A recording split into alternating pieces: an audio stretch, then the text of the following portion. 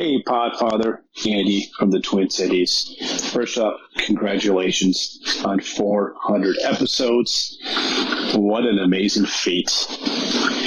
And when I am not daydreaming of my next trip to Walt Disney World, patiently waiting for the French Quarter to reopen, I go geeking on WDW with Curtis, Lindsay, and the whole geeking family.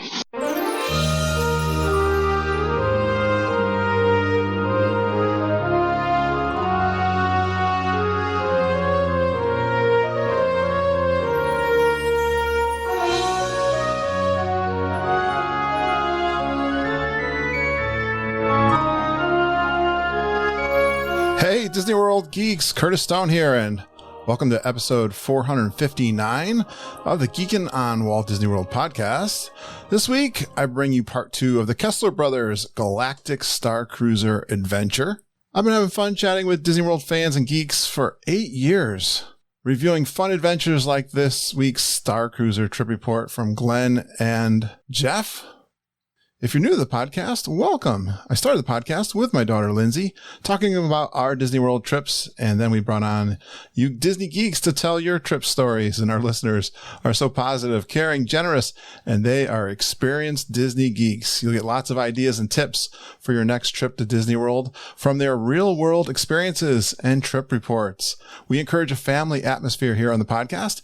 Before too long, they were calling me the Podfather, and we'd love for you to join the Geekin' family. We have an amazing private discussion group in Facebook. Search for Geekin' on WDW Family.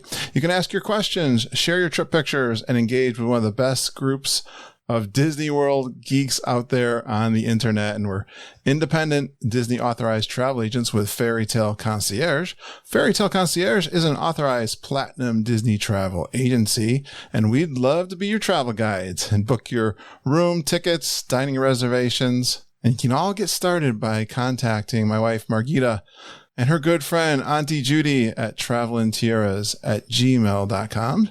Check the show notes and you'll see their email as well as mine.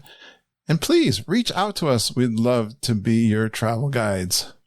And this featured trip report is part 2. Yes, I left you hanging last week, and this will be finishing up day 1 of the Kessler brothers and their sons going down to Disney World and hopping on the Star Cruiser ship. They talk about the dinner theater. There's a great singer, I am told, there that performs. And we go deep into the food and drink descriptions. Glen does a late night, and he's bonding with his son, AJ. Day 2, finally, trip into Batu in Galaxy's Edge. You get special treatment over there when you're part of the Star Cruiser fleet. And they do the lightsaber experience at Savi's. I am told that is one of the best experiences, especially for adults, at Disney World. Yeah, that's a strong claim, but I've heard that from folks that have done that experience. Oga's, we all love going to Oga's. Talking more about food back on the ship. They do a great photo shoot on the ship that they paid a little extra for. They're going to give you lots of tips for your planning of this experience. And thanks to the listener questions from Rob Madiri, Amanda Bond, Cousin Heather, Jennifer Pulliam, and Andy Hoffman. Well, I know last week I left you hanging. Let's continue that spectacular out of this world adventure with Glen and Jeff.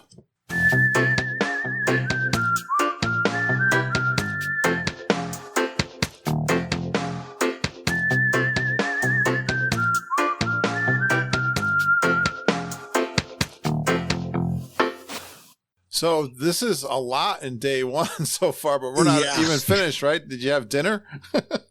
We actually said to ourselves, maybe it was like 9 o'clock, Jeff, and we said, how have we only been doing this for 5 hours? This feels like 3 days have transpired. It is fun, exhilarating, but it's exhausting too. You are on the go. You are thinking and gaming and interacting, and it's just sensory overload. At any point, if you want to dial out, you can dial out. You can go to the Sublight Lounge, order a drink. You can sit and not participate. You can be as involved as you want to be. or you could be not involved at all. Totally up to you. I think you would still enjoy it, honestly, on both sides. We talked to our Team Teal friends, more on Team Teal in a second. But yeah, we've gone a long time without talking about food, wouldn't you say, Jeffrey? Hey, Glenn, it sounds like the G3. You could dial in or dial out. Yeah, exactly. Right. Exactly. Yep. You can exhaust yourself or relax. Nice. Yeah. Jeff. Yeah. What's on the what happened menu? At the first dinner? Yeah. So the first dinner is the performer. There's a singer on the ship. Her name is Gaia. If you've seen the picture, she's got the two snake style. Glenn, thank you. What a head tail. She's a Twi'lek who has two head tails. Yes. Right. So actual amazing theater. She's a great singer. Amazing time. So she's performing while the food is being brought out to you. 3-course or 4-course meals out to you. So all these different plates are bringing. And on the first night, Glenn's showing pictures. We get like a banh mi style comes out first. So like a doughy, not a banh mi, a bao bun, bao bun. Excuse me, bao bun. Yeah, bao bun. So there's 3 different flavors of that with dipping sauces, and then you get what's that? I can't even tell from your picture. The bantha meat. Oh yeah, there's what I'm thinking of. Yeah, sorry, people are like, this is the worst podcasting. We can't see the picture. I'm showing the pictures. All right, behind the scenes. I'm showing the pictures for you, Jeff. You should not mention that you're looking at pictures. I was like, oh, these pictures are great. Sorry you're not here to see them. But anyways, it's family style. They bring out a meat that's, bantha is what they call it, but it's basically a steak of some sort. And then there's also a shrimp dish, and then there was some steamed or grilled vegetables, including cauliflower, and then there was 2 other things. Overall, I'm maybe not the best one to describe it because, quite frankly, I didn't particularly like some of the flavors, as I've mentioned earlier. The presentation, again, was what really stood out, and the whole show. Glenn, did you have any culinary expertise you'd like to throw onto? Are you asking, was there any umami flavors happening in here? Yeah. So, I mean, again, I'll just echo this again. I had no expectations for what the food was going to taste like. I just took it all in. The bao buns, there were 3 different bao buns. We decided to divvy them up 4 ways so that each of us could have a quarter of each. One was beef, one was chicken, and one was vegetable. The vegetable one had pistachio, which was creating a green color, as well as a kind of a nutty flavor to it. I thought they were great. There were 4 different dipping sauces that you could take turns dipping each one in. We had fun kind of figuring out, which the chicken goes really good with this one and the beef goes really good with this one. And that was course number 1. Course number 2 was the bantha steak on mashed potatoes. That would be a theme for the next night as well. The beef on potatoes, can't lose there. AJ, who loves steak, was absolutely eating all of that up, literally and figuratively. Shrimp was kind of in a curry sauce. I thought that was very familiar. And the chicken was another one that was in a bowl in that second course. It was pretty much, what do you say, like sweet and sour chicken with, kind of an Asian chicken. And then there was rice and the roasted veggies.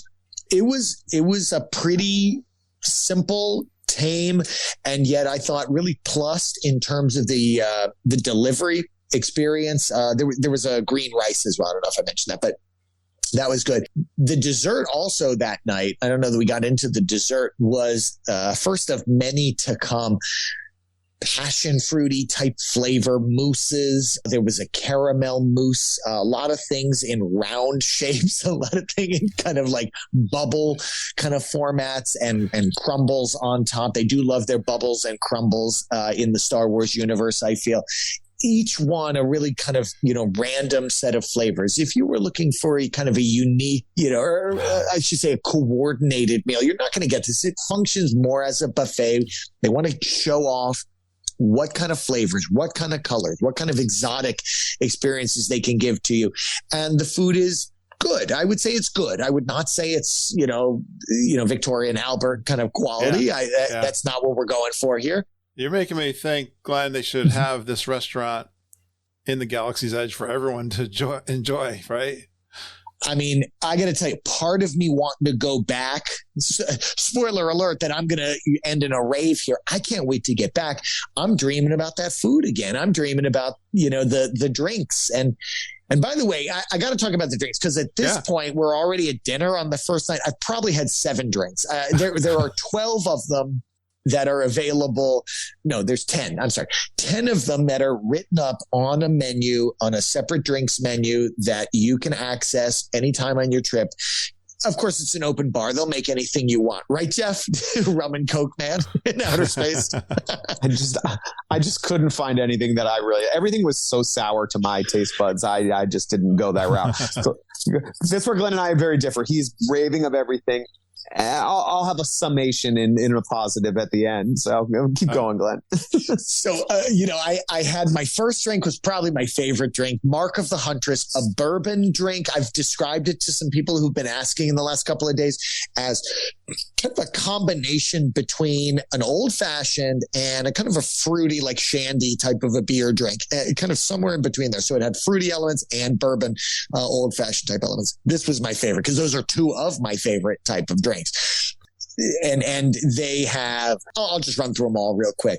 The Hoth Icebreaker is this frosty, bright blue concoction that everything is presented in just the most elegant fashion. I was eyeing this on our neighbor's table and I had to have it that night when I went to the bar. Sugar sculptures kind of building out from it. There was a Bespin Fizz that, very, very similar idea to what you see at Galaxy's Edge, but nice foam. There was a silver, what is it called? Sea Silver Martini, I think was what it was called.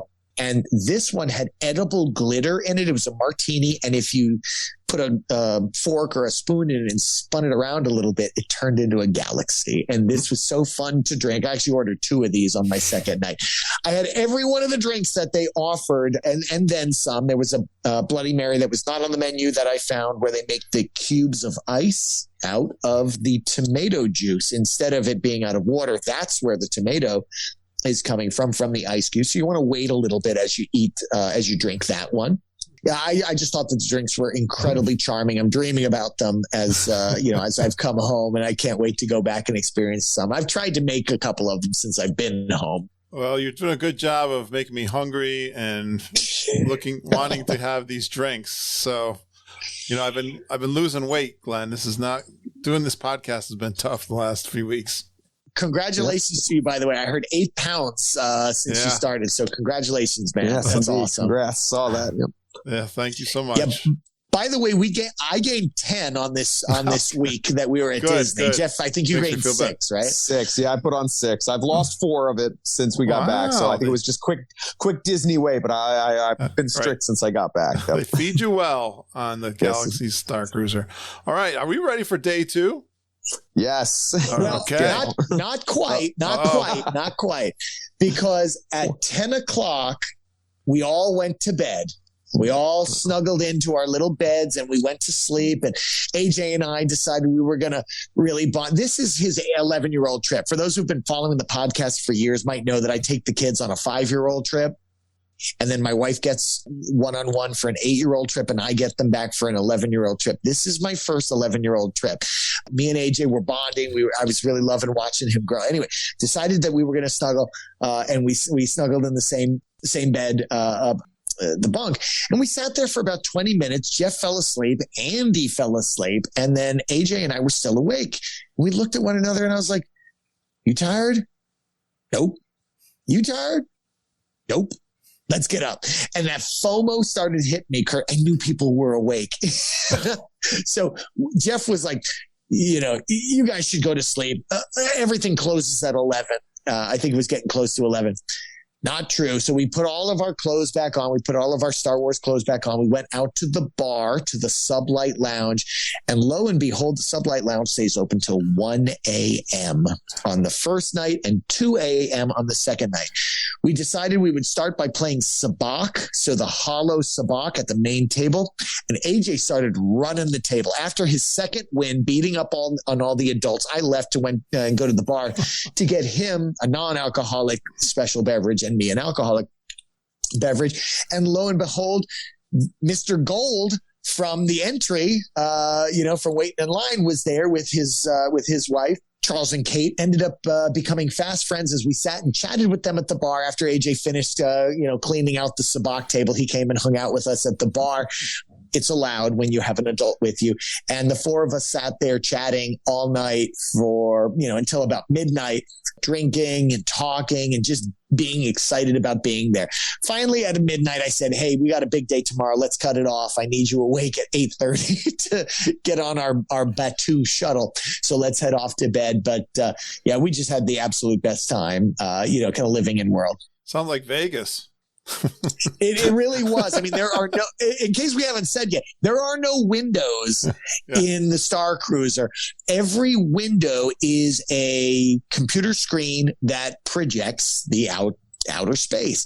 And so you have no idea what time it is. And as long as your energy and emotion will carry you, and AJ is built like me at this point, like that's a long time. So we went to bed. I woke up. We went to bed around midnight, fell asleep probably around 12:30. I was up at 4:30, Kurt. I could not sleep. As soon as my eyeballs opened, I went to the bathroom. I thought about, should I lay back in bed? And nope, let me go walk around the Star Cruiser. And I got some of my share that characteristic. Yep. I got some of my favorite pictures, and I started learning how the Star Cruiser works, who wakes up and what's going on. There was always a cast member on duty. 24/7. There's somebody at the kind of what we call the concierge desk, ready to receive you in case you had any issues. Really, action does not start at all until 6 a.m. And at that point, it's really just they're putting out the coffee and tea and a couple of to-go breakfast items in the Sublight Lounge. Really, reality does not start. The narrative does not start. Breakfast does not start until 7 a.m. So there's no point in waking up unless you want to do that. Yeah, pretty That's early, earlier than the other resorts. Yep. I can tell you that. True enough. All right. What is on the agenda for day 2? So day two is the day that you get to go out to Hollywood Studios and go down to Batu. The missions, everything you've been doing on the ship actually ties in. So for those that weren't aware of what Batu fit in and where Star Cruiser fit in, everything is occurring between the Star Wars movies number 8 and number 9. Kylo Ren is still a bad guy and is the supreme leader. And there still has not been the resolution that occurs in 9. So that's where we're living. That's where Batu is occurring. And a lot of the things that we did on the ship the first day are now translating down to Batu, where we need to go find a crate, for instance, that has a transmitter in it in Hollywood Studios, scan it with our phone, which will then tell the engineer who we're working for that this is the item he wants to get onto the ship. And lo and behold, later that night, that crate that you scanned, if you ever walk around Hollywood Studios and see all the crates that have QR codes on them, those are the ones you're scanning to find this particular thing. And lo and behold, on the ship, you're going to open up a crate that looks just like what was down on Batu, and it's going to have the transmitter in it. So they really have tied everything in together. Both of the rides, Millennium Falcon and Rise of the Resistance, tie in as well. You're supposed to go get the coaxium to bring that back onto the ship, which is what you do in the Millennium Falcon ride. And you are given, as a part of being on the cruise, lightning lane for both of those 2 rides, as well as you're also given a meal credit. So you can get yourself a lunch at Docking Bay 7 or Ronto Roasters, and they do elaborate that you technically could leave World and go out and get something from, say, Commissary or anywhere else in Hollywood Studios if you prefer. It's a standard meal credit, including alcoholic beverage for any adults, which came in very handy for Glenn because AJ at 11 years old is considered an adult by Disney terms. Andy, however, at 9 is still considered a child. And I did find out in trying to mobile order that I could only order kids' meals. So at docking day 7, he wanted one of the main meals. I couldn't order that for him. I had to order from the kids. So AJ had the adults portion of chicken nuggets, and Andy sitting next to him had to get the smaller version for the kids. Yeah, by the way, this is something they need to remedy. You're paying the same price, whether it's an adult or a child. They need to make this available to potentially be an adult, experience, because like AJ had 2 nuggets and Andy had 1. Like that's not fair. That just doesn't make any sense. All right. So you do that, and then there's more fun and games back on the ship, right? Well, before that, I mean, just to kind of say, like, when you take the shuttle, right, you take a different shuttle. This is kind of cool. You take a different shuttle over, and this is actually a bus. This is like, you can feel the bumps and everything. I wish they had like said, oh, we're going through an asteroid field or something like that to make the bumps make more sense, because the ride onto the Star Cruiser didn't feel like this. Yeah, that's what you do. You're taking a very short bus. You're not very far, and it goes quickly. And we were chatting not only with one another, you're checking your data pad. We were talking to other people that are in there, what's going to happen. And you come in this secret entrance that who knew? Like in hindsight, like, how did I miss that this was a gigantic area? I don't know how I missed this area. It's between the CAF station, or coffee, I think, as you call it on Earth, and that big first order ship that's in the corner where Kylo Ren does his stuff. So there's a huge entry area, and that's where you come in. And you've already got your data pad starts erupting with 6 or so different correspondences from all of the people. And you've got to, as Jeff said, kind of do the missions. And I'll tell you guys, this really is why they created Galaxy's Edge. Like, I guarantee you, when Scott Trowbridge and all the other Imagineers were crafting this land, this was what they had in mind. This is what the Millennium Falcon ride, this is what the Rise of the Resistance ride are for. You're collecting coaxium to help push the narrative. You're, beating up on the bad guys, to push forward the narrative. And I don't think this is a retrofit. I think this was the original plan. And I think that what we've been experiencing, sans Star Cruiser for the last year or two, is the retrofit. Is, oh yeah, just go on these experiences, just go and do these things. Everything is seamless as it fits into the narrative, and it was beautiful and elegant to experience. I'll tell you also, I had 2 other experiences. Jeff and I had 1 other experience. This is the 11-year-old trip. As AJ was starting to identify with the Force characters and the good guys and stuff like that, it became more obvious to me, something that I was on the fence for. I'm going to get him a lightsaber. We're going to do the lightsaber experience at Savi's. So we decided I pulled the trigger and I went to the concierge desk, because we didn't have a reservation going in. We didn't do it 60 days ahead of time. So maybe 4 hours ahead of time. No, actually, we did this the night before. Yeah. It was the night before. So like 12 hours before, I said, this is impossible. Any chance we can get a Savi's reservation tomorrow? He was like, no problem at all. I said, well, that's amazing. We're planning on going at 8:30. We're the 8:20 shuttle. We should be on Batu by 8:30. We have an Oga's at 11. No problem. Here's the 10:20. I mean, that's the kind of service that you get on the Star Cruisers. They were able to get us exactly the time we wanted for that. I'm sure they could have done the same for us at Oga's, but we had already pre-booked Oga's at 11 o'clock. So they had it really stacked. So we did our missions. AJ and I did our missions from 8:30 to 10, checked in and did our lightsaber from 10:20 to 11, popped out immediately, met up with Jeff for our shared experience at Oga's, and had the absolute best experience I've ever had at Oga's in terms of deep theming. I don't know that anything will ever outdo Jeff and I and Selena and Jackie and Rob. That trip was just incredible. And Robin and Katie, that was a great trip. But this was our best in-theme experience at Oga's. And I don't know if we've mentioned it. I don't think we have mentioned it before. As you go to the land, they're getting you ready to get in your shuttle.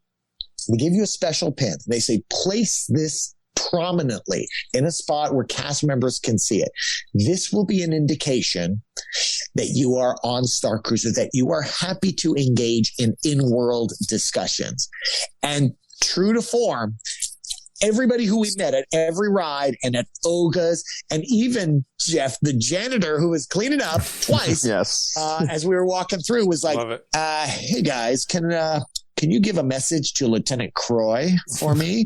The carpet flies at midnight," or something. Some ridiculous thing. He didn't know what was going on Star Cruiser, but he was happy to be engaged with us. Yeah, it was so cool. That's fantastic. So that was a great experience. And our Oga's experience, we had Paul. I understand now that many geeks know Paul. Paul is apparently the best waiter that you've got at Oga's. And we were lucky enough to get him. Maybe they deliberately give you him when you are on Star Cruiser. I don't know. I had to write a cast compliment for Paul. Not only did Paul stay in character the whole time, but he let the kids pull out their lightsabers, take pictures of it before we got yelled at by the other bartenders, all part of the game. And then when Rex failed and they needed to restart the hypermotor or whatever the heck they do over there, AJ said, "Oh, I know how to fix a hypermotor." And one of the other boys with us, who was not in our crew, said, "Oh yeah, me too." And he went and pulled them all the way up to the front, and they were able to fix the hypermotor and get Rex working back again. I mean, absolutely 100% concierge level experience, so just the best absolute Galaxy's Edge Batu experience I've ever had. We've had plenty. Wow, Jeff, that guy can talk, huh? That is for sure. We're going to be here for another hour. I'm worried. It's going to go to midnight. I'm sorry, Kurt. I'm trying to keep my stuff brief. Fantastic. In my defense, I do talk fast. So in my defense, I'm trying to spit it out quickly. Fantastic. Well, what else is left on this day two? Because we haven't gotten back to the ship yet, have we? Yeah. So we went back to the ship probably about 1:30. We had lunch at Docking Bay 7. There is also the buffet open on the ship from 1 to 4 again. So naturally, we didn't want to miss anything. So lunch number 2 followed right behind. True geeking spirit. Exactly. So we were definitely not without food. If nothing else, there is plenty to choose from. There's plenty of food. You will not leave hungry from the Star Cruiser. Fantastic. Love to hear that. More the same. Glenn's showing us pictures. More of the same. It's just colorful things, odd tastes. You're going to find something you like. Try everything because you can. And we did. And that's really what it comes back to. Summed up. And you have to try everything because you skipped something. I'm showing it to you. You skipped this item right here, which was the most flavorful item. It ended up being bruschetta, but it was completely upside down and altered colors. It was these like purple moon rocks sitting on top of, maybe a tomato and a white thing. And then there was this rectangle of red sludge at the bottom. And you were like, I'm not eating that thing. That was bruschetta. The bread was the purple stuff, the purple rocks. The tomato was the crushed stuff on top. The burrata was the white thing. And that was the best item on the menu. You got to try everything, guys. You got to absolutely put yourself out there. The kids love ribs that they had over top. The ribs were good. There was ribs and they were really good. Yeah. All right. I know. I like that. Pork ribs. And then the next thing, more on the ship interacting, but then there is a dinner. And the second dinner is the creme de la creme. It was the quality food. So while I've been kind of glancing over things, the second dinner is, in fact, all about the food. I think Wendy kind of talked about it in hers, so I won't go into too much detail, but the chefs come out and they introduce each course to you. And then it is a literal fashion show style where the wait staff comes out presenting your food. Everybody gets their food handed to them at one point. Some of the items include a bread service similar to Sanaa or the lounge in Animal Kingdom, Nomad Lounge. Yeah. And that's a great course. And then the next course is that blue shrimp that I'm sure people have seen. And what makes it so amazing is it's on the dry ice. So you've got this like smoke coming out of it, which I know Wendy explained how they had so much fun with it. Our kids had fun with it because they thought it was so cool. And then the main course came out, short ribs over like a pureed, maybe mashed potato, and then also some sort of fish. Both have their own sauces that go over top of it. The short ribs were melt in your mouth. So delicious. Definitely the best thing across all the food we had there. The fish was also well prepared and was very good. I had eaten way too much. Otherwise, I would have probably had seconds and thirds, but we had already had 2 lunches, a buffet breakfast, but an amazing spread. And then there was dessert, a cake that looks like the symbol of the ship. Just that's a meal you definitely want to try to save room for. I didn't because we had the 2 lunches, but something I would definitely recommend holding out for anyone going in the future. I think I had the short rib at Space 220, and you know, that particular meal all across property I really like. It's just like you said, melt in the mouth. We were saying that I was listening back to one of my trip reports or roundtables. Everything's so tender. It seems like. That was even like the ham we had over at their sandwiches at the Riviera. I was like, even the ham was tender. I was like, everything was fantastic. That's good. I'm glad to hear that for you, Jeff. Now, I'm glad to hear you say tender because we've created a drinking game around you saying tender. So I super appreciate that. Oh, really? Okay. Yes. You're welcome. I aim to please. And by the way, and we missed real quick that when we got back on the ship between the hours of, whenever we got back at 4 p.m., because the last return ship from Batu is 4 p.m., they didn't have any narrative unfolding, but they did have a bunch of games and activities. So there was a fashion show for people who were dressed up. If you wanted to strut your stuff, they did have PhotoPass photographers on the ship both days that could take pictures of you. They had droid racing, so kids can borrow one of the droids that they have, or if you already had a droid that you picked up on Batu, you could race them, and they had a little obstacle course. And then there was, should we call it planetary bingo? I think it was called Sector Set, but it was, they named planets in the world of Star Wars, and you kind of filled in your game card. Jeff and Andy won the first round of 2 of that and got a really significant token. We get this. Oh, that's cool. It's a pretty substantial. It's weighty. I believe it is actually metal, and it's about 3 inches in diameter. It's got the picture of the ship on one side. It's shaped like a coin, and then on the opposite side it says Halceyon Star Cruiser. Really a beautiful prize to get, and a great little collectible. Souvenir. Right. Yep. And pretty much everything, the fashion show, whoever won that got the same thing. So it was definitely the prize to get when you won. So that was a fun exchange. And Glenn also had finagled his way into getting us last minute a photographer who followed us around. And we just got those pictures back. 2 days ago you got them? Yeah, beautiful. Did a photo shoot with all of us. We were in our blue matching outfits and had AJ's lightsaber. Got some of the most amazing pictures. Oh, you have to send me a couple. Yeah, we'll send you some of those. People going with family or just even in general, try to secure that photographer. Well worth it. These pictures were amazing. The lighting, the placement, everything they did was great for that. It's not cheap. It's $99 for about 20-minute photo shoot. You're going to probably only get 3 different locations. We didn't have much choice because of when ours was. It was a little crowded, but we ended up getting 3 different locations that they followed you around. It was 2 photographers, one taking the shots, one with a really cool light stick that could turn any color you wanted. And they were super professional. We got, 60 photographs out of the experience. And they are gorgeous. They're absolutely gorgeous. We'll put some of those online in the next couple of days. They just came through after that initial burst that I had posted, but well worth it.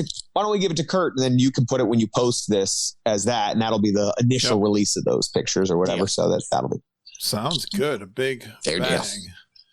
Yep. Well, did we finish day 2?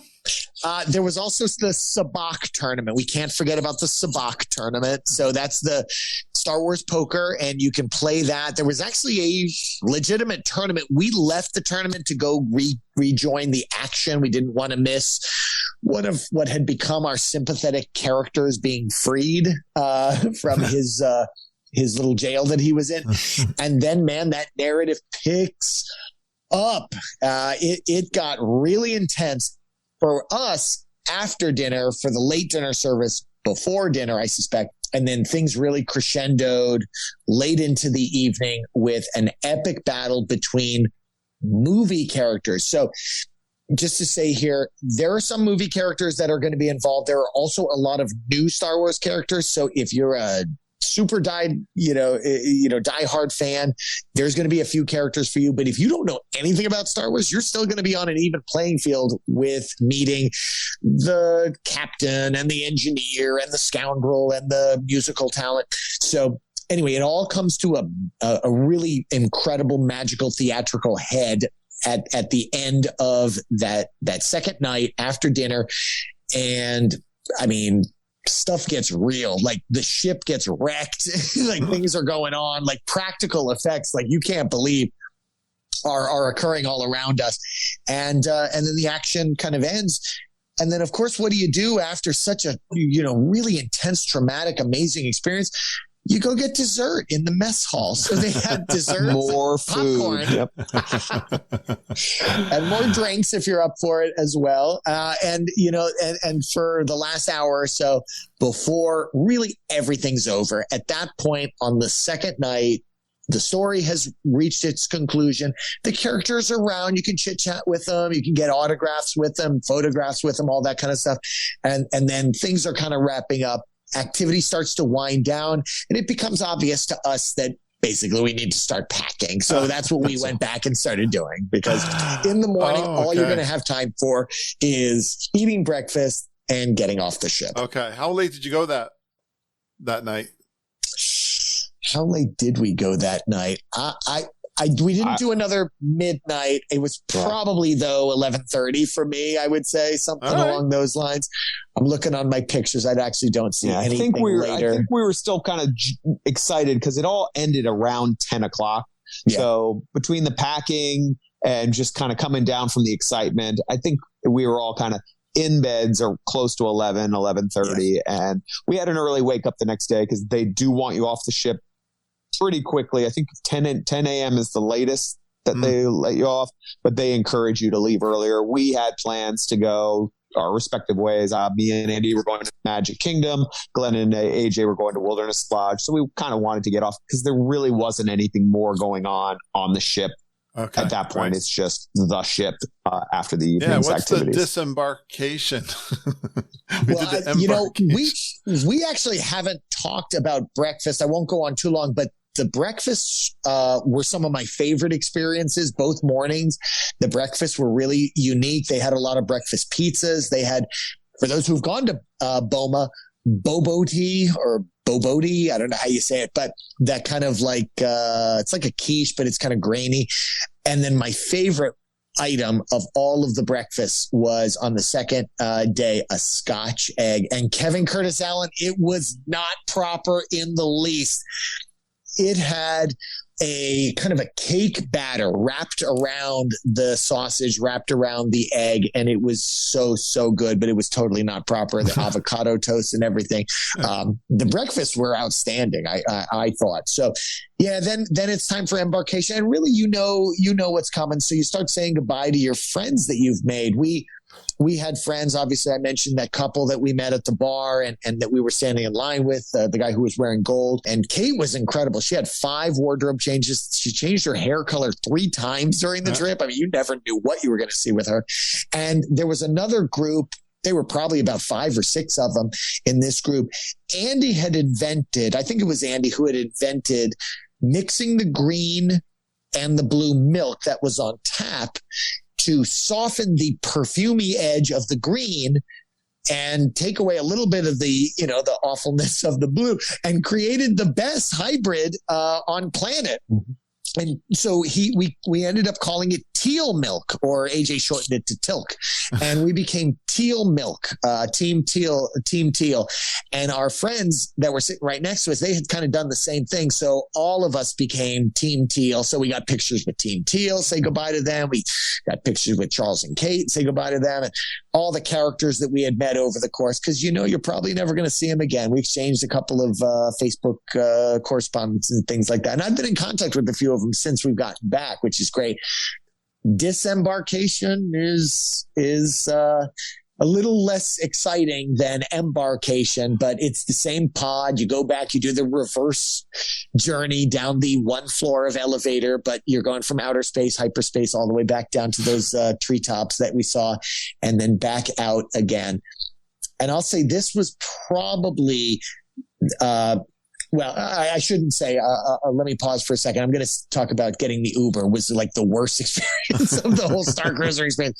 But before that, there's a new gift shop that's opened up that is at the port. You didn't even know it was a gift shop. It's just like this little, kind of garage door that they pull up. And lo and behold, all of this new merchandise is available that's actually has the word Star Wars on it. So nothing that you could purchase on ship said Star Wars, because that would not be very in theme. All the stuff down here at the port does say Star Wars on it. So there are water bottles, plastic water bottles, and shot glasses. Did we get shirts from there too? I don't know. We got a hat from there. They didn't have my size. Yeah. That's right. Yeah, we're waiting for our code. Apparently we get a code after we've come back. I haven't gotten it yet, where you can order out of stock merchandise. So they didn't have a Jeff size. So we're waiting on that. And a couple of other items. And just circle back on ship, the merchandise location has got the most gorgeous stuff. I did a Facebook Live a few days ago and showed that I bought pretty much everything. So just showed a bunch of glasses and pens and things like that. So search for that in the group, in the Geekin group, and you'll find that. Yeah, the merchandise is absolutely gorgeous, unique. You can only buy it if you go on one of these voyages. So we know it's going to be pretty unique and sought after for at least a period of time. And I enjoyed that. I like to bring on our listeners, and they got a bunch of questions for you guys. And the first one is from Rob Madiri. He first says, do you miss him as much as he misses you? Yes. Yes, Rob. Yes. We miss you at G3. We miss you at Star Cruiser. We miss you in Maryland. Come visit us. That's right. Well, he says, this is pretty relative to what you were just talking about. What was your feelings when you first walked onto the ship, Jeff? When you first walk onto the ship, it's just awe-inspiring because it's so large. I wasn't expecting it to be so large, and it's just so in theme and so amazing. To be honest, a fun little story, not so much right when I got there, but just for anyone else who, probably Kurt, you'll relate to this too, grew up with Star Wars. On our last night, our last mission before the final show, we all are going down to an engineering room to meet up with cruise director, and Chewbacca happens to be down there, and we're all getting rushed in, and it's a group of maybe about 24 of us that are all going in. So all the kids and all the parents and everybody are going in, and I'm one of the last people to walk in. Chewbacca's at the door ushering everybody in, and Chewbacca turns, and when he sees me and I see him, he gives me this look and pats me on the back and is excited to see me, because Chewbacca recognized me, because it's the same actor the whole time. Sure. We had done these missions with him. We had helped him out and along the way. That. And and just having that moment of, here's this character, because he's the only one that's, from the Star Wars when we were younger, the only character that translates over, to see this character that I loved as a kid now recognizing me. Yeah. By far my favorite experience. That was the awe-inspiring. I know that's not quite what Rob was asking for, but I think he'd relate to it. I think everyone who's our age would relate to it. It was just such an amazing feeling to know Chewbacca knew me in this moment. It was just awesome. Rob was talking about that energy on a cruise ship when you first get on. I've never done one, but they introduce you and that kind of stuff. But you're describing a whole different energy, the excitement of being on, but that excitement of getting into that world like you've always wanted to. Exactly. I was just going to say, there were multiple times when Jeff and I looked at one another and were just like on the verge of tears. 11-year-old, 9-year-old grown-up men who were just looking at one another and be like, we're in Star Wars. We're in it. This is crazy. This is beautiful. Yeah. Amanda Bond, there were a couple of questions. Even my cousin Heather asked kind of similar. Recommended age and fan level. I think you might have mentioned this already. I think Jeff mentioned no younger than about 6 or 7, a literate 6 or 7 or so. Yeah. I agree with that. You do not, as a parent, want to be having to monitor them. When they called with this courtesy call a week before, the fella said, hey, take me off speaker if the kid can hear me, because he could. And he's like, listen, I just want to tell you something, and tell this to your brother so he can tell his kid. Yeah. There are many moments when the children are going to be able to, asked if they want to go off by themselves on missions. We encourage it. And I want to let you know, there is no safer place on Disney World property. And of course, there's no safer place in the world than Disney property than this Star Cruiser. They can't get off the ship. There's no bands that they could scan to get off the ship. Nobody's going to let them off the ship. They're always going to be with not only one adult, but possibly even another themed character. That they're going to be able to be absolutely safe. I don't know that I would feel comfortable letting a 5-year-old do that, a 4-year-old do that, a 3-year-old do that. Gotcha. That's a great point. Yeah. I'd say that's about the age. But we did see all ages. We saw teenagers, and then we saw adults totally buying in. And I know the other part of that question is, what level of fandom is this for? Yeah. I would say this is for all levels of fandom.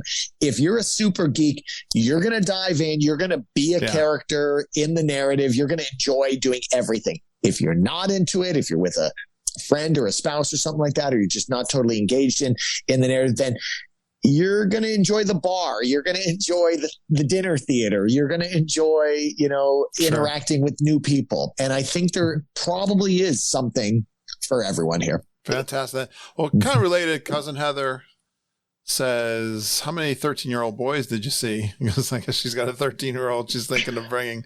So you had, like you said, you had all ages. So she's right in that sweet spot with her 13-year-old.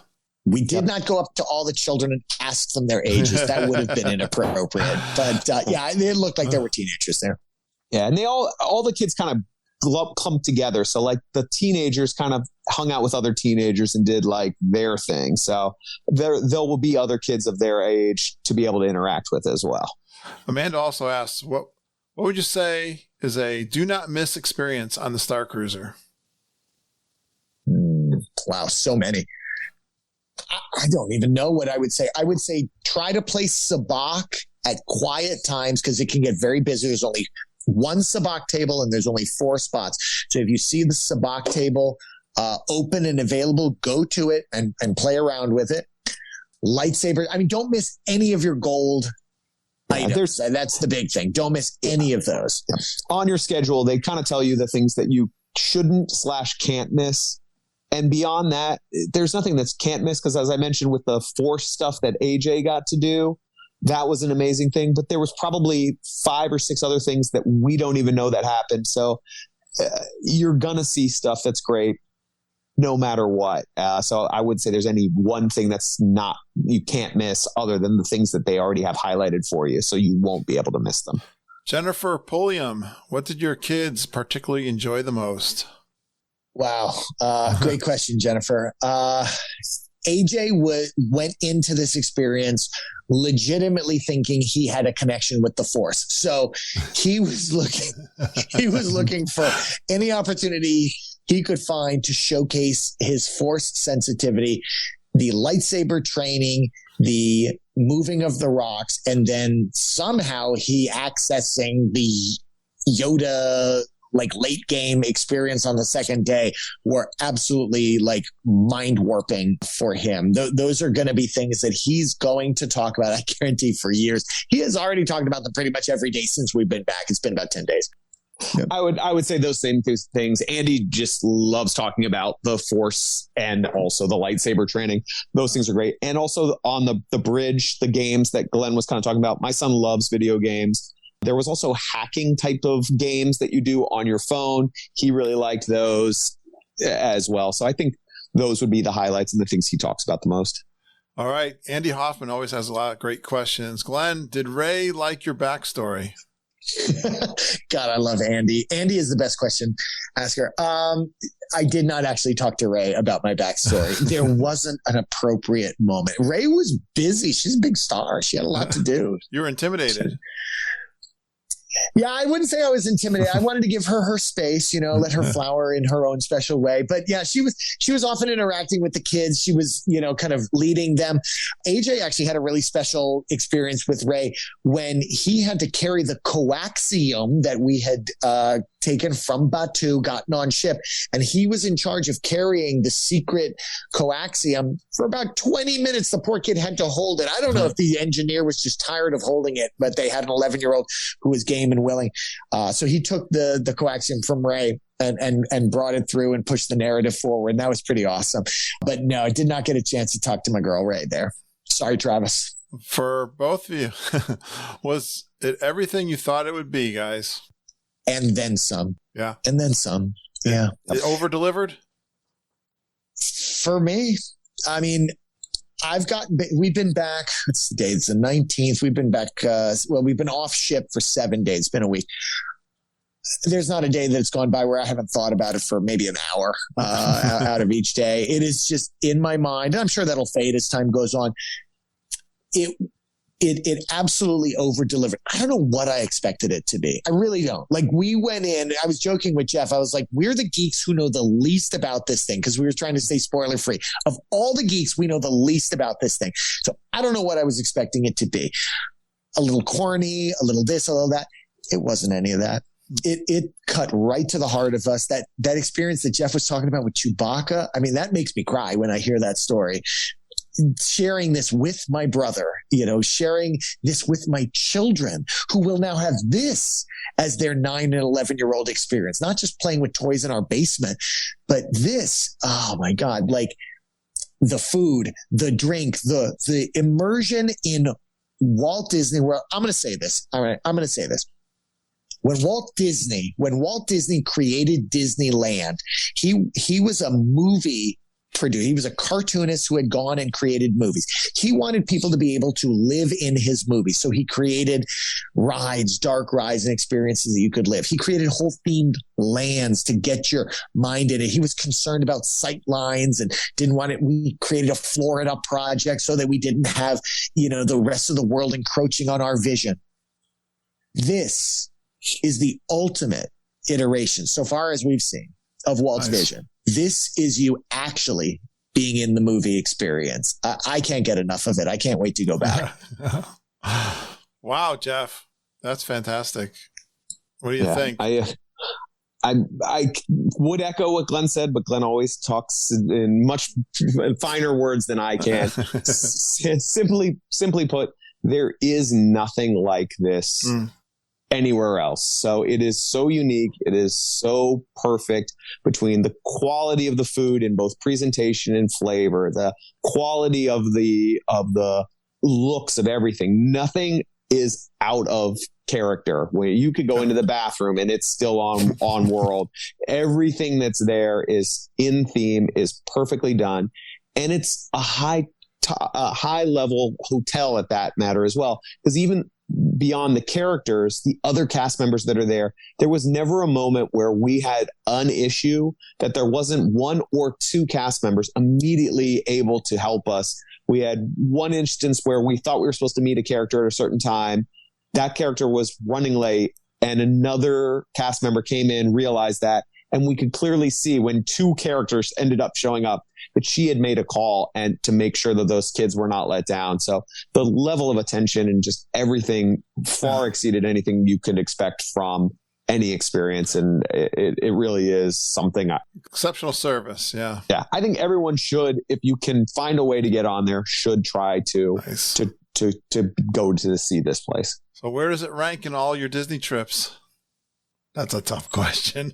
Well, that's an impossible question. I mean, as the G3 experiences, G3 is special. And that's on, I'll tell you different something. Levels, Yeah, well, I'll tell you this. We've all been to Disney World a ton of times and we try to find new things. I honestly didn't feel like I was at Disney World. Even when we were on Batu, I didn't feel like I was part of Disney World. I wasn't part of that trip. It's a whole other thing. It really is an absolutely whole other thing. And I hope this is wildly successful because I want a Marvel version of this. I want a Pandora one of these for Travis so I can go with him and hang out with the blue people. You know, I think that they're onto something really magical here. Hell, I want a Harry Potter one of these. I'll go to the other place that shall not be named. You know, if this can be replicated, if this experience, this level of immersion is the next iteration of theme park type experiences of that depth of immersion. I mean, I want more. We need this in our world. It is gorgeous. It is incredible. It is worth it. And, you know, and that's the big question, isn't it? Right. On these, everybody's talking about, is it worth it? Should you pay the money for this? I mean, it's not cheap. It was for a group of 4, like we had, it was $6,000. That's $1,500 per person. When you combine this room, and it's not just the room, it's the entire resort that you have access to. I don't even know what a comp would be. Club level? Yeah. There was food accessible constantly. Snacks and things like that, always available for free, you know, anytime you wanted them. And then the meals, 2 breakfasts, 2 lunches, buffet style, interesting, fun, crazy, wild. Dinner services, you know, a la carte, you know, incredible dinner services that were super high quality. You get access to the theme park. You get lightning lanes to the 2 main rides. You get a couple of takeaways. You know, you get that beautiful magic band. You get the pin. Maybe you win something along the way like Jeff did. When you combine all of that stuff and then the intangible that you had not 24 hours, but, you know, you had access from 7 a.m. until 10 p.m. to characters who were in world. You had games that were all through the ship that you could interact with. I do not know how you put a value on that. I think that this is a steal at the price that it's at. I really do. It's not for everyone's price point. I totally get that. But if you're a solo traveler, if you're a G3 type solo traveler, squeeze 5 into a room, find a couple who's comfortable sharing the queen bed, you know, find yourself a bunk or one of those pull downs and get 5 into the room, drop it down to 1,200. It's absolutely worth it. You know, I think there's ways to legitimize this. And again, I can't wait to go again. I would go again and again. I don't know how many times, you know, until I feel like I was exhausted. That was his last question. And Jeff, I didn't hear you answer that. Would you do it again? I think I would. And the main reason I would do it again is kind of what I was describing earlier. You physically can't do everything. I tried the first day because I thought we could see everything, and it actually became exhausting because I was trying to answer questions for all the different characters and go down all of their different paths. And ultimately, we didn't get to go down all of the paths. So I would go again to be all answering questions to the Force side, just so I could see that side of the story. It was a great experience, and I would agree with everything Glenn said there, but definitely to see more of the story. And I think that's why they make it so you can't see all of the story, is so there is that ability to come back and get entirely new experiences. I always feel like when I even go on a brand new attraction, I don't really get it until I do it 2 or 3 times. Or there's even, I've been having that same feeling with Ratatouille, not to compare this experience, but it's like there's so much going on. You can't mentally take it all in. And so I think definitely the way you guys experienced it, not only is there, could be a different experience, but you may see things you didn't see the first time for sure. Yeah. 100%. Yep. Would you guys do anything different? Amanda Bond asked that question. I would have gotten spoilers ahead of time. Just echoing what you just said, I feel like I somewhat cheated myself by not watching the spoilers because I was so overwhelmed with everything going on. Interesting point. For the first day that had I done the spoilers, yes, I would have known what it was in for, but then I could have better taken in more things. So I don't know if I would have wanted to know the entire story and everything that would have come out, but I probably should have gotten a lot more spoilers so that I would be better prepared for taking it all in and not miss any details. The only thing I would have done differently is I would have chatted with more people. The experiences that I had chatting with Charles and Kate and with Team Teal were so fun. I would have loved to have gotten to know a few more people. You don't recognize until it's kind of over that you guys got bonded through this unique experience. And I would have reached out to a few more people, but you're so nervous going into the experience. You don't know who's where, who's what. But the kids taught us this. I mean, AJ, he's telling me about Jax and Hunter and all the kids that he met. It's like, I didn't meet that many people. So get out of your shell if you're comfortable with it, meet more people, and you might even make some lifelong friends there. Sounds like if we brought our G3 gang in, it'd be quite That's crazy exactly fun. what I'm trying to do. I know Rebecca, Sam, and the Daves are going, and I know some other people are starting to think about it, but man, this would be so much fun. Amazing. With geeks in tow. So let's make it happen, people. I think Jeff already answered this question, but one of the questions I like to ask at the end is, what's a moment that will stay with you from this trip, Glenn? Some bonding that'll moments. Stay with me from the trip. I mean, I can't pick a moment, all of it. My teariest moment was the dinner on the first night when Gaia is performing. She's belting it out. She's a fantastic singer, just like absolutely belting it out. The lights are fully colored. The everybody that I'm looking at is wearing clothes. The big bad guy is sitting next to us. And I said to Jeff, he's sitting right next to me. I said, we're in Star Wars. Like, we're in Star Wars. We're in the movies right now. Like, you always dream about sitting in the cantina. You always dream about going on the ships and stuff like that. It always kind of feels like this pushes you over the edge. And I looked at, I had tears in my eyes. I was like, we're here. And then to look across and see AJ and Andy there also wearing the clothes and being into it and imagining what's coming in their lives as they think about it. Yeah. The whole thing would just absolutely blew me. I couldn't take one part out of it. It was also special, but that was a really special moment for me. Did we miss anything? I think just one last thing that we didn't touch on. We started to talk about disembarkation. The day that we left, we were flying out. Andy and I were flying out that night at 8:00. I know Wendy kind of touched on it. What we were able to do for people planning ahead, we were able to, and we spoke to the people there and they said, yes, this is 100% a way to go, is we took an Uber over to the Contemporary and we were able to leave our bags at Bell Services. They told us if they asked, you don't need a reservation or anything to get in there. If they asked why you were there, you could say, I'm coming from the Star Cruiser and I need to use Bell Services, and they would allow you in. So I would imagine that holds across all of the resorts if you just want to stay at a resort, or if you want to do like I did, go to Contemporary to walk, or go to Beach Club and or Boardwalk and go over. So some opportunity. I would also recommend, like Glenn did, maybe it just makes sense to bookend it with a stay afterwards. So then you don't even have to think about using that option. Right. You can just go take your stuff to the next resort. And I got to tell you, I was incredibly impressed that after that experience, you guys hit the parks hard that day. AJ and I were exhausted. Maybe we didn't sleep as much as you did and all that good stuff. But I would tell anyone, book a day at least after your trip to decompress, to rest, to enjoy. We booked the Wilderness Lodge with that exact plot in mind. We didn't even have any park tickets. We didn't buy anything. We just kind of hung out at the resort and chilled. We went to the pool. We went to Geyser Point. We walked around. We relaxed. AJ slept 4 hours. He took a 4-hour nap in the middle of the day. Like, we needed that to rest and recharge. Slept in, woke up the next day, checked out, did Disney Springs, and then got on our plane. That was a really excellent exit from the experience, just to sit and enjoy and relax in the experience. I mean, if you're ready to go hard, to the parks. But I really enjoyed our experience of kind of going, just kind of super relaxing and decompress and enjoy it. But can I say it? The re-entry is hard. Re-entry is hard. Coming off of an experience that is that deeply themed. It's a super funny story. AJ and I walked into the Wilderness Lodge upon check-in, and there were 2 kids playing with droids in the lobby. And AJ went up to them and he said, "Oh, did you get those on Star Cruiser or in Batu?"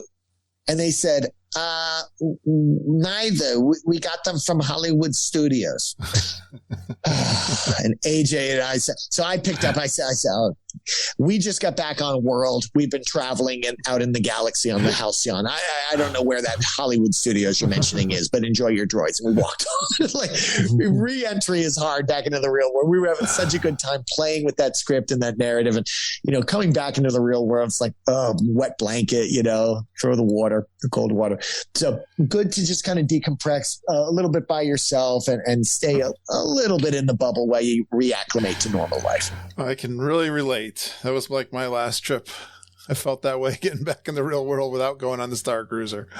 Yep. Guys, this has been fantastic. What a deep dive. Awesome. Well, just over 2 hours. So now we kept it not too long. Yeah. Fantastic. Well, we like going long on this podcast. So, well, I don't know. I hope I get to see you again. Stay in touch. All right, guys. All right, guys. Great having you on tonight. And don't forget, I love you. We know. Pew, pew. Please stand clear of the doors. Por favor, manténganse alejado de las puertas. It's always fantastic to talk with our good friends, Glen and Jeff Kessler. Boy, that Glen Kessler, he's back down in Disney World right now. He's been messaging me all day, posting in our private Facebook group. Him and his wife, Sarah, are staying at their DVC resort, the Polynesian, with a beautiful room. He did a live Facebook video for us when he arrived in the room, and he rode Gardens of the Galaxy twice today. Fantastic. Yeah, if you need information on how to ride Guardians of the Galaxy twice, it's funny, he interrupted me too, because I was watching Guardians of the Galaxy.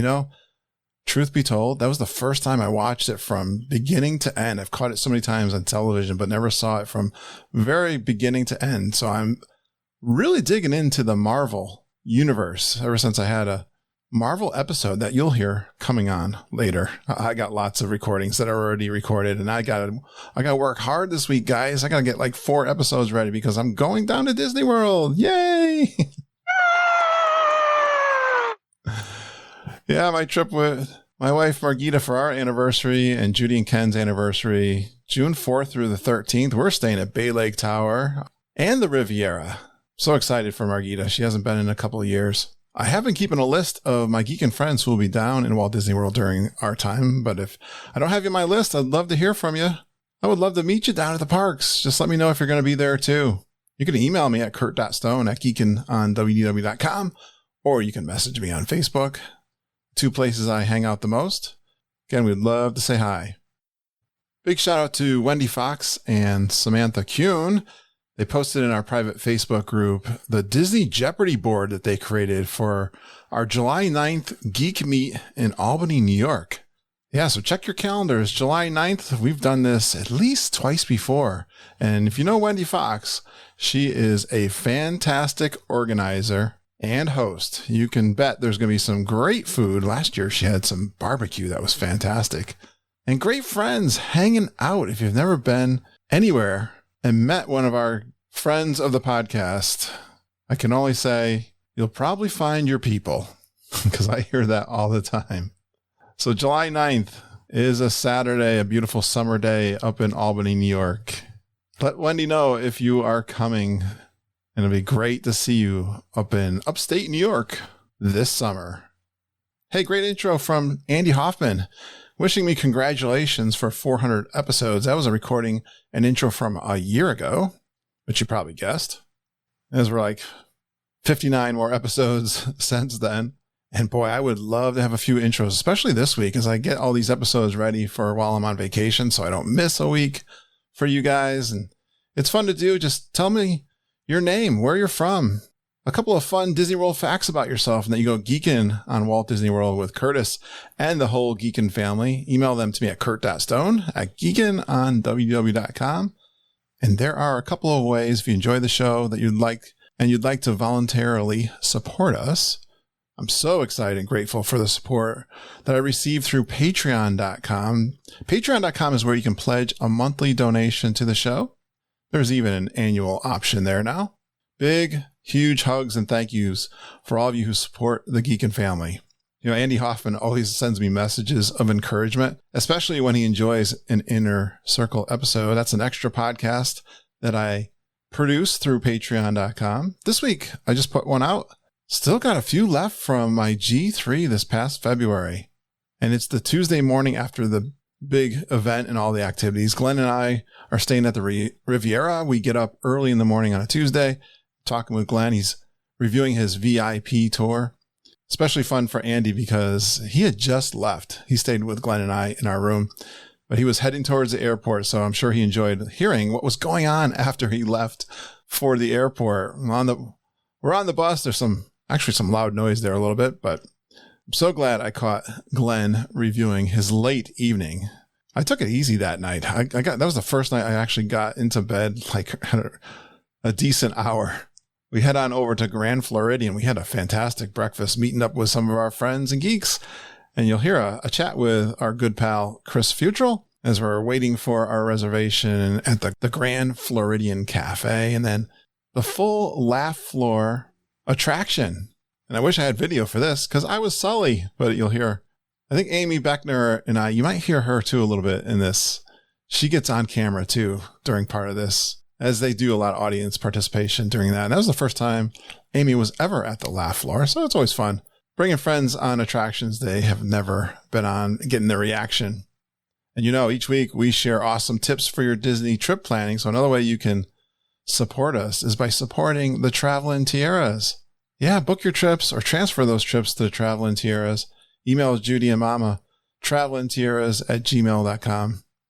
I know many of our travel clients are experienced geeks, but they do appreciate the podcast. They like just chatting with Mom and Judy. I know that.